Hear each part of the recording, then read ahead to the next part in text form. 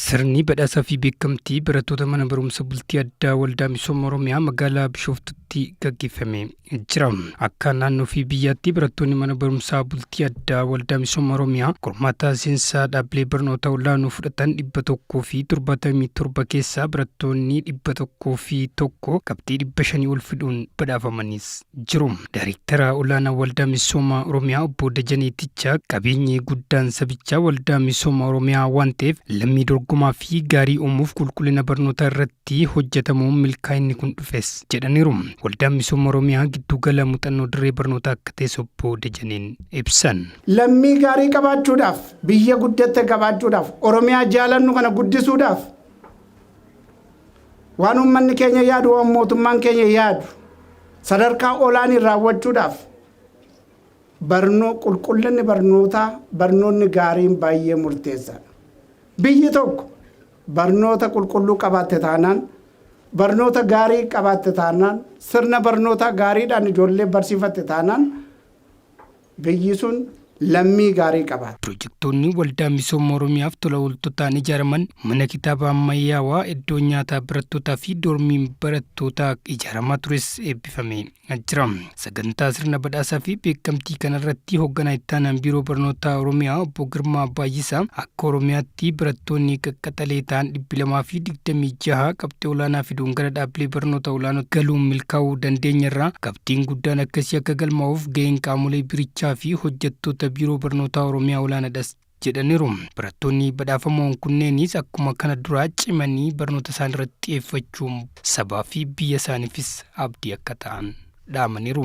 Warri amma qabxii fidanii injifannoodhaan boqonnaa tokko fitanii boqonnaa lammaffaa yuunivarsiitii galtanii isuma kana injifannoo keessan kana irra caala gabbisaa akka dabaltan hawwaa.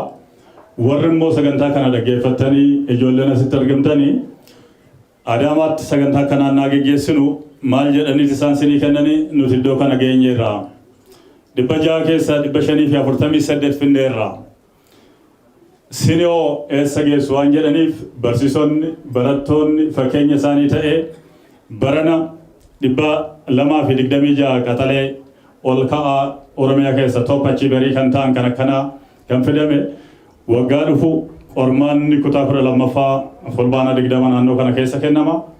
Isa kana keessatti ijoolleen akkanaa fidanii 300 ol akka ta'u abdiin qaba. Hojii misoomaa guddaan dhaloota sammuu misoomee horachuudha kan jedhame yoo ta'u, yeroo hundumaa bakka dhimmi Oromoo jiru kamittuu kan argamu immoo baankiin hojii gamtaa Oromiyaas milkaa'ina waldaa misooma Oromiyaa galmeessaa jiruuf gaheen baankichaa madaalaan kan hin ibsamne ta'uunis himameera. Walitti qabaan boordii waldaa misooma Oromiyaa obbo Abbaa Duulaa Gammadaa kaayyoo guddaa waldaa misooma Oromiyaa giddugala dhaloonni keessatti qaramuun dorgomaa ta'e uumuu waan ta'eef dhaloota hin moofofne ijaaruun ta'u akka qabus dhaaman. Dhaloota kaayyoo isaaf xiyyeeffachuun itti gaafatamummaa isaa bahachuu danda'u uumuu fi qulqullinni manneen barnootaa fi sirna barnootaa yoo eegame milkaa'inni kana oliis dhufa jedhan. Galma keenya tan dura bira geenyeerra.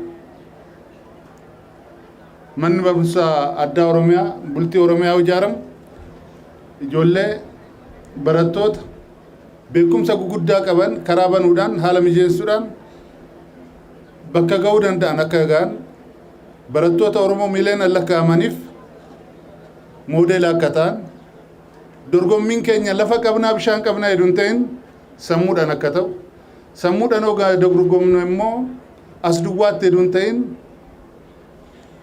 addunyaa irratti akka dorgomuu dandeenyu ifa goonee lafa godhuudhaan kana irratti hojjetan. Kanaaf har'a moodeelii ta'ee jira. Mootummaan naannoo Oromiyaa ifa boruu jedhee barnoota dagaa calqabuudhaaf duula guddaadhaan mana barumsaa 60 lakkaa'amu ijaaree jira. Akkasumattis mana bultii addaa 11 ol ijaaree jira. Kun waan guddaadha. 7 ol ijaaree jira. Tan jenne sun ta'ee jira. Carraa kanaan mootummaa naannoo Oromiyaa barnoota irratti xiyyeeffatee hojjechaa jiru kana guddaan galateeffachuu barbaada. Barattoonni badhaafamanis yeroo kamii ol cimuun milkaa'ina caalmaaf kan hojjetan ta'uu dubbataniiru. Badhaasni guyyaa har'aa kan nuuf kenname kuni gammachuu guddaa nu keessatti uumeera. Gammachuu qofas immoo osoo hin taane kaka'umsa guddaa nu keessatti uumee jira. Maaliif karaan keenya ammayyuu dhaabannee barnoota baay'eetu fuuldura keenya jira. Isaafee keessattis egaa kutannoo guddaadhaan sirriitti cimnee kan amma galmeessifneetii ol hojjechuu akka nuti dandeenyuu fi kaka'umsa guddaa nu keessatti uumeera. Dhaloota ammaatiif ergaan qabu inni guddaan namooti baay'een barumsaan milkaa'uu hin danda'amu irratti shakkii qabu. Ani immoo isa kanatti cimsee dubbachuu barbaada. Barnootaan namni baratee dhugumaan milkaa'a hojjetes milkaa'ina isaa amanuu fi barattoonni kamiyyuu waa'ee barumsaa irratti amantaa guutuudhaan akka isaan jabaatan hojjetan cimsee dubbachuu barbaada.